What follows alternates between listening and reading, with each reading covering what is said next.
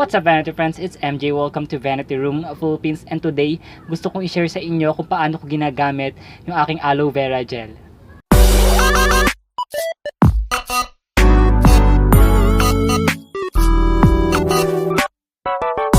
So yun na nga mga besa, may mga mangilan-ngilan akong paraan kung paano ko ginagamit yung aking aloe vera gel. By the way, I have two aloe vera gels here. The first one is the Nature Republic Soothing Aloe Vera Gel 92%. And the second one is this Esfolio Moisture Soothing Gel Aloe Vera 100%. So ayan guys, ito yung dalawang aloe vera gel na mayroon ako recently. And kung tatanungin nyo ako kung alin yung mas maganda sa kanilang dalawa, sa amoy, sa itsura, sa texture, parehong-pareho sila.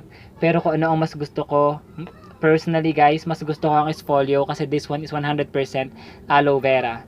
So mas gusto ko to compared to Nature Republic, though both of them are effective.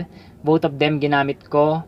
And right now, mas favorite ko lang tong aloe vera ng Esfolio kasi mas pure siya. So yun lang, share ko na sa inyo guys kung paano ko siya ginagamit. Kasi napakaraming uses ng aloe vera gel guys. So perhaps ang alam nyo lang na pwedeng gawin sa aloe vera is pang lagay lang sa muka. Hindi natin alam, meron pa palang ibang gamit itong aloe vera gel. Number 1, unang-una guys, itong aloe vera gel is pwedeng gamitin sa mga sunburns.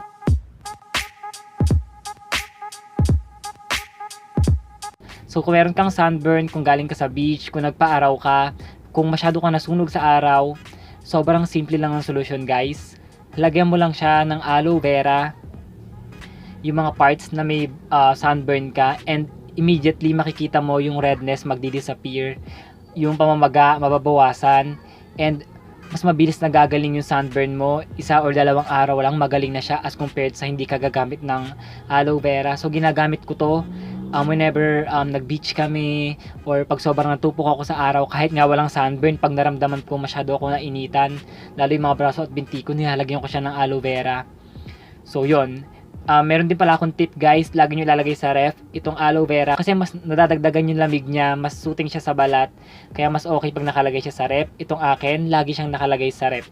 Number 2, aloe vera gel can be used para sa mga burns or sa mga paso.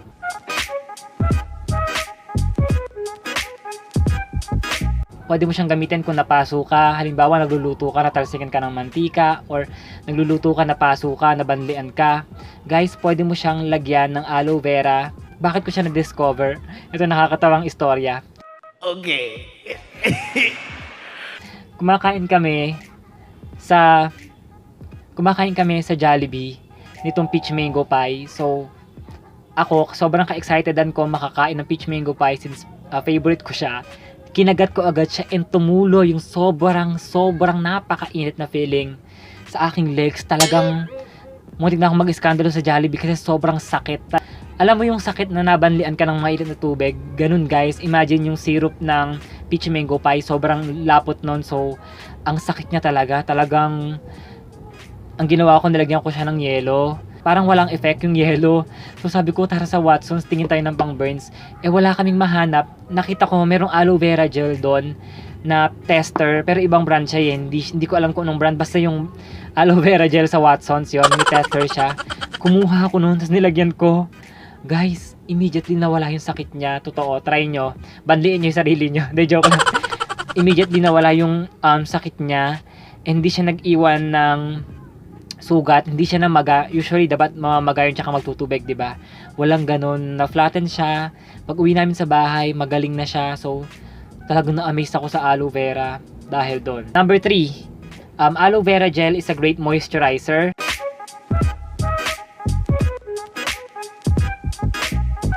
Pag extra dry yung balat mo, this is a lightweight moisturizer guys. Kung ayaw mo na malalagkit, kung oily ka, kung dry ka, guys, aloe vera gel is a great moisturizer. It's a soothing moisturizer that reduces redness sa iyong face and keeps our skin hydrated and moisturized all the time. So yun, I use this aloe vera gel as moisturizer. Number 4, aloe vera gel can use to treat dry scalps.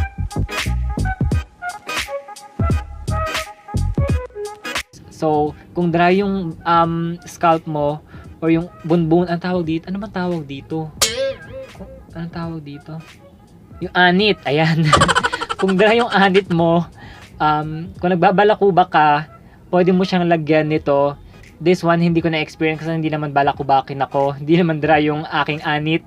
So, hindi ko siya nilalagyan ng aloe vera gel. Pero, nabasa ko sa internet guys na pag dry yung scalp mo, aloe vera gel is a way to go. Sobrang soothing niya sa ating scalp. Next, aloe vera gel is a great mask.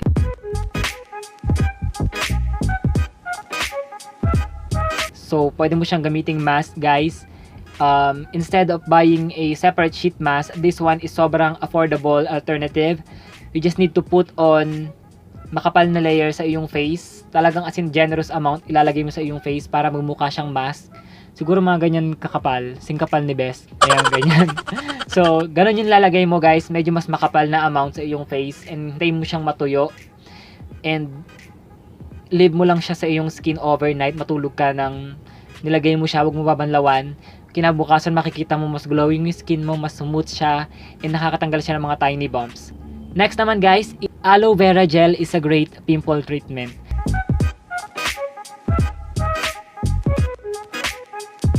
So guys, napansin ko lang din pag may mga malaki kong cystic acne or mga zits sa aking face, ang ginagawa ko, nilalagyan ko lang siya ng aloe vera gel. And kinabukasan mo, wala na yung pamumula. Though hindi siya totally gumagaling pa, pero makikita mo medyo nag-flatten na siya. Tapos yung pamumula, wala na. Parang hindi siya galit na galit. So, ang galing. Aloe vera gel can be a treatment to your pimple or your acne. Aloe vera gel can be a treatment for dry skin.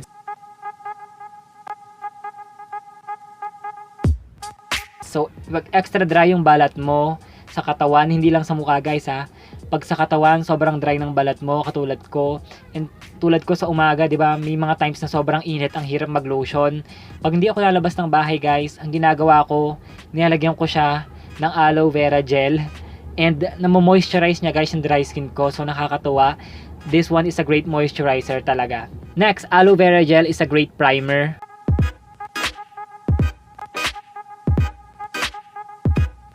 Wait, teka lang, baka magulat kayo ha. Wait a minute. Wait a minute. Totoo guys, bago ka mag-makeup, try mo maglagay ng aloe vera gel and makikita mo pag natuyo siya, pag nalagay ka ng foundation, kahit di ka na mag-primer, solve ka na kasi mas smooth yung application ng foundation mo, parang mas nawawala yung redness. It somehow color corrector din siya. So aloe vera gel, try nyo bago kayo mag-makeup, maglagay kayo, patuyuin nyo, and then apply your foundation and see the difference guys for yourself. Next, aloe vera gel can be a treatment for irritated skin.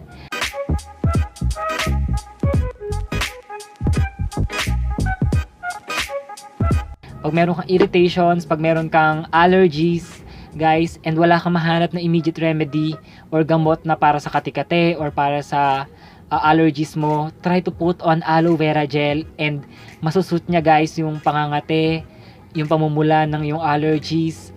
Talagang mababawasan, kung di man totally matatanggal, at least mababawasan siya, and you don't have to worry about scratching your allergies or your kati-kati sa balat kasi talagang malulunasan niya. Next, aloe vera gel can be a treatment to your hair.